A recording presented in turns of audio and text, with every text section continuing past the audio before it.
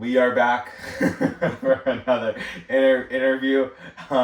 Today we have Mr. Josh Elliot here. We are very happy to have Josh here.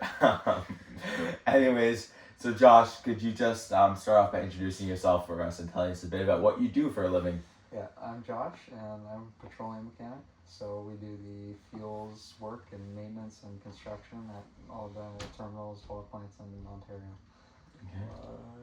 Okay. My next question was going to be tell us a bit about Frontier Petroleum, but I feel like you just answered that question, Yeah, right? I can tell you a little more. Go ahead. That'd be great. Yeah. Yeah, so all the new construction projects that they have going on at the terminals, and on the pipelines too in Ontario, and all the maintenance work, we kind of deal with all that side of things. So welding, electrical, and mechanical. Yeah. So you're doing all you're being contracted out, like for like the big boys, Exactly, like Suncor and Imperial Oil. So you'll do all their maintenance and stuff. Yeah, we do. Yeah. Super interesting.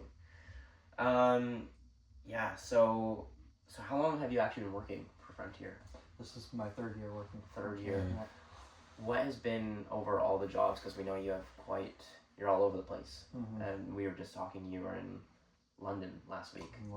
You've been in Quebec. Yes. So what has been maybe your favorite job and favorite thing you've got to do with them?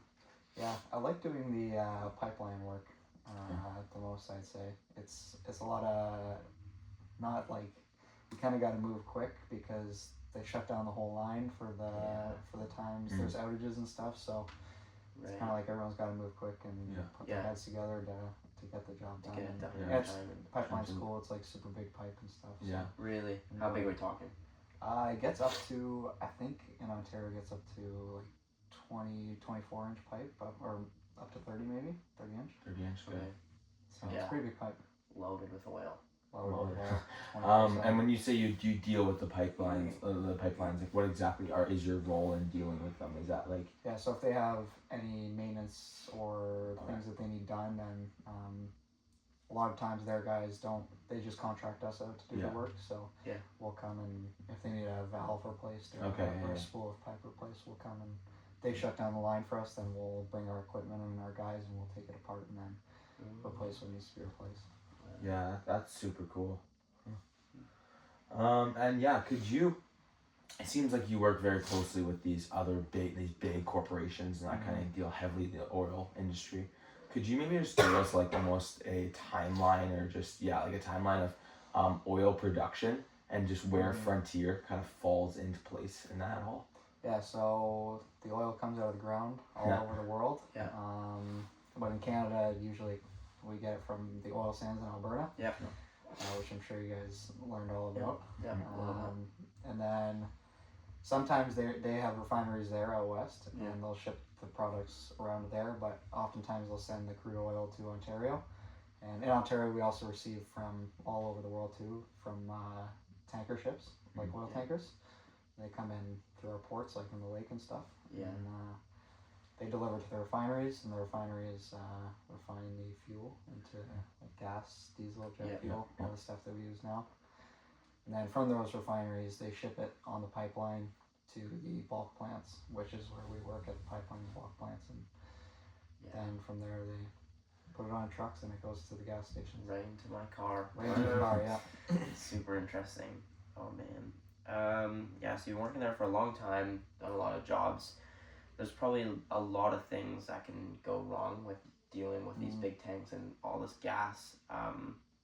Maybe could you run through some of the safety concerns of the job and what have you actually been like maybe trained in for like precautionary kind of the ideal any training measures I'd say the oil industry is an interesting one because you have all the dangers of regular construction, which is quite a lot. Like it's a pretty dangerous industry. A lot of people get injured, and then you add on the oil factors, the chemical, the toxins.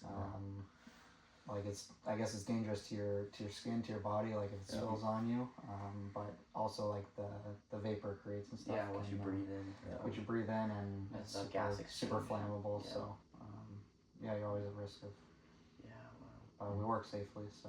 Yeah. Do you have any like certifications or training that you've done to? Yeah, I have my my petroleum mechanics license. So that's for liquid fuels in Ontario. Yeah. Able to work with those. Working at heights, we work. Yeah, the general stuff. Work at heights. We do a lot of work in confined space. So I have my confined space entry and my confined space rescue. It's not a job for the claustrophobic. Not a job for the claustrophobic. No. But yeah, we try to work pretty safe. Yeah. As much as we can. Yeah. So our conversation with you, you've been mostly like your specific role. You're mostly dealing with tanks specifically, and like almost like cleaning them and that kind of thing. Am I correct in saying that? Yeah, we do. There's kind of seasons to this stuff. Yeah. Like it's kind of tank cleaning season now. Everybody's opening up because we don't really do it in the winter. I gotcha. But yeah, we do. Most of the work we do is for tanks, whether it's the piping that goes to the tanks or working inside the tanks. Yeah. Yeah. So, what would you like? What would be the issue if you didn't do a good job cleaning those tanks? Like, why is it actually important to clean them? Yeah, the tanks need to be cleaned properly because the whole purpose of cleaning them is for people to go inside of them after and do their work. Whether it's inspectors just taking a look at everything, they need to actually be able to see what they're looking at, and their equipment needs it to be pretty clean, so it can they got like floor scanners and wall scanners and stuff, so it can't be like greasy inside of the tanks anymore. And a lot of times the work that goes on after we clean them is welding work, and welding creates sparks and flames and stuff. So that too, yeah, that's why you gotta check all the nozzles and make sure the floor is still good and no gas is going under there, because if the tank were to fill up with like gas vapor and they struck an arc inside there, that would be that'd be the end of him. If there's anything we've learned in science in chemistry class, it's that if you're welding, man, you're increasing the temperature, the pressure is going to increase. And if you increase the pressure, boom. So you don't want that. That's what you don't want. Wow. Yeah. All right.